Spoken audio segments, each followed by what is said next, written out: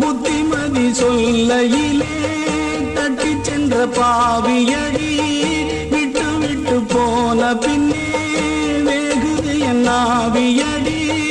ஓடோடி பாடுபட்டேன் நாளெல்லாம் யார் யாருக்கோ சேராமல் போனதடி சேர்த்தது தாயார்க்கோ.